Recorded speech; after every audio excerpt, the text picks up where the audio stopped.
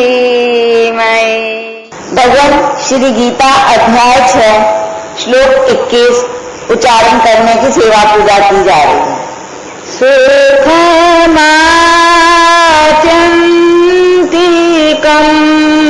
यत्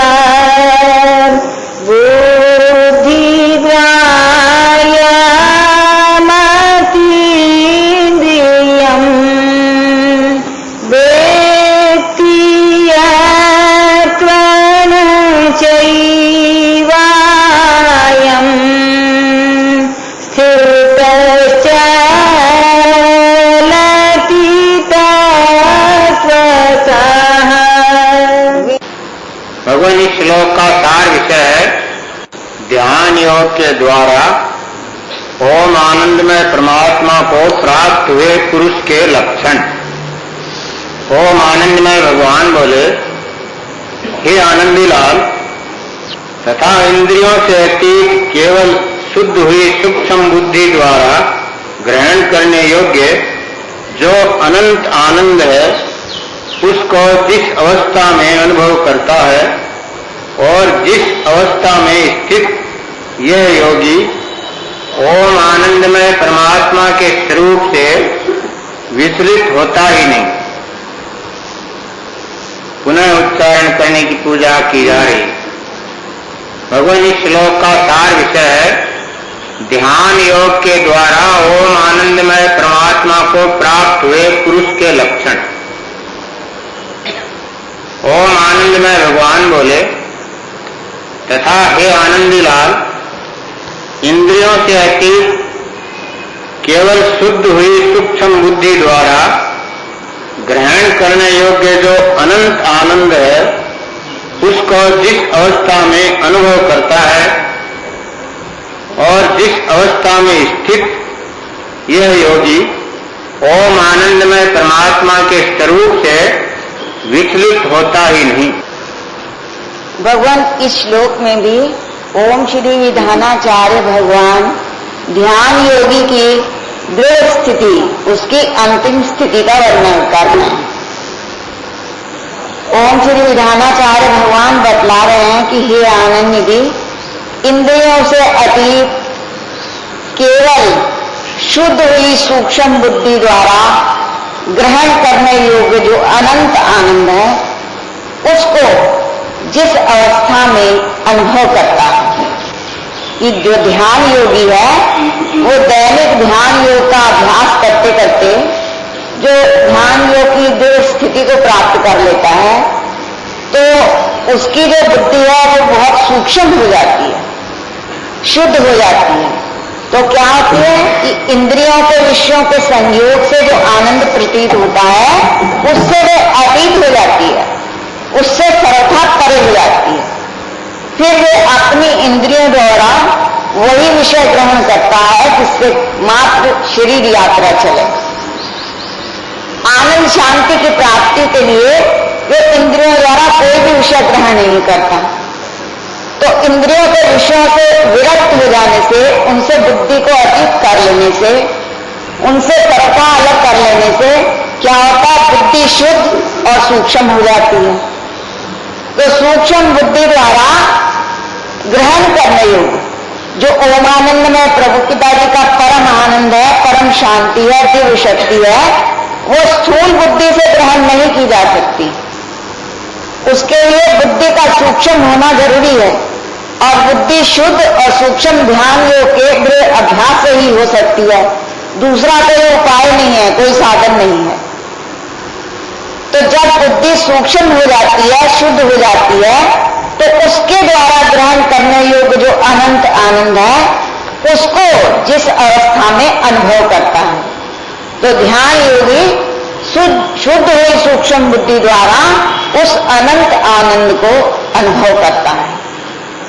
और जिस अवस्था में स्थित ये योगी परमात्मा के स्वरूप से विचलित होता ही नहीं।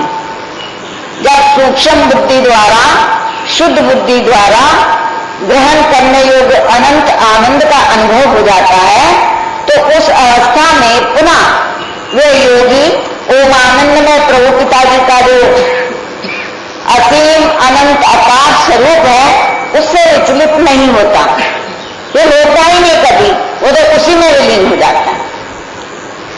परंतु ये स्थिति जो है विधि पूर्वक जो ब्रह्मवेता तत्ववेता महापुरुष है उनकी बतलाई हुई विधि के अनुसार साधन करने पर ही हो सकती है और सब किसी की हो सकती है, छोटे बड़े सभी, धनी गरीब और जो मूर्ख हैं, जो पढ़े लिखे हैं, सब को इस प्रकार अभ्यास करेंगे तो ये स्थिति को प्राप्त कर सकते हैं। और हम जिसको योगी समझें, ज्ञानी समझें, ब्रह्मवेता तत्ववेता समझें, हमें उनमें देखना चाहिए कि उनको ये अवस्था प्राप्त है कि नहीं, क्योंकि बिना ध्यान योग की स्थिति प्राप्त किए ही बहुत से मनुष्य योगी, यति, ज्ञानी, ब्रह्मज्ञानी और तत्वमसी, सोहम, ये सब अपने को प्रसिद्ध करने लग जाते हैं, परंतु उनके द्वारा बतलाए हुए जो साधन है उनसे किसी को ध्यान योग की अवस्था प्राप्त नहीं होती। वे स्वयं भी ध्यान योग से रहित हैं, तो उनके वचन जो है जाली सिक्के हैं। उनके द्वारा इस प्रकार ना तो बुद्धि शुद्ध होती, ना इंद्रियों से अतीत होती, ना सूक्ष्म होती और ना ओम आनंद में प्रभु पिताजी का जो अनंत आनंद है उसका अनुभव नहीं होता है। वर्तमान समय में बहुत से लोग ध्यान योग की कक्षाएं लगा रहे हैं। गत 30-40 वर्षों से देखा जा रहा है कि शनै शनै लोगों में ये प्रवृत्ति बढ़ रही है। कुछ वैज्ञानिक लोग भी ये कथन कर रहे हैं कि बिना मन की एकाग्रता, बिना ध्यान कर किए जो ना तो शरीर स्वस्थ रह सकता है, ना मन स्वस्थ रह सकता है। परंतु ध्यान कैसे करना चाहिए ये विधि किसी को अभी तक ज्ञात नहीं है। ये तो ओम श्री समाधि मगन महापुरुषों की बतलाई हुई जो विधि है उससे ही ध्यान योग की स्थिति प्राप्त हो सकती है।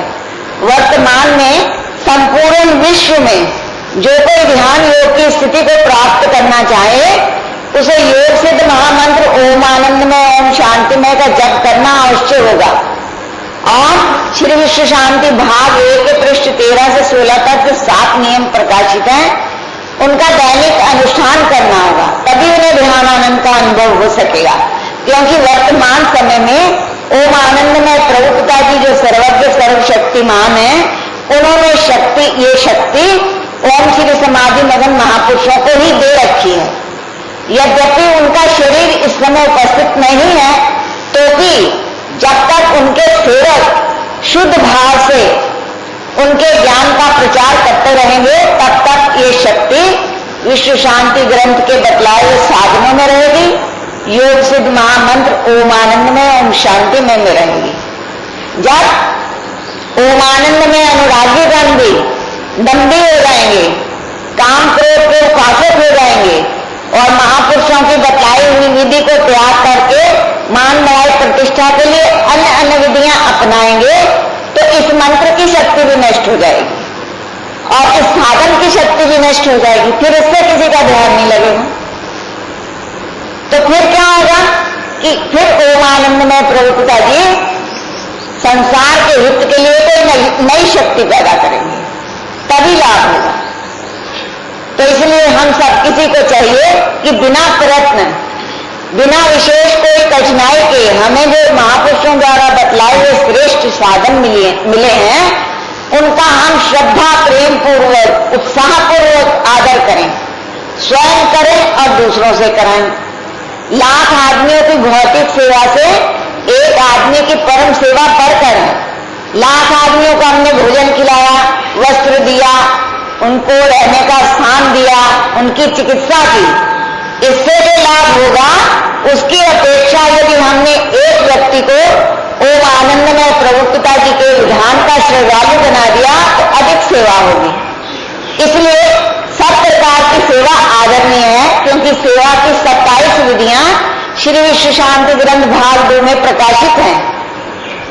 तो जिसको जैसा समय और शक्ति प्राप्त हो वे सब प्रकार से सेवा करने के अधिकारी हैं, परंतु किसी एक व्यक्ति को भी यदि उसकी श्रद्धा ओम आनंद में प्रभु पिताजी के विधान में करा दी जाएगी तो वो सबसे बड़ी सेवा होगी। ओम ओम शांति में बोलो श्री आनंदमय भगवान की जय।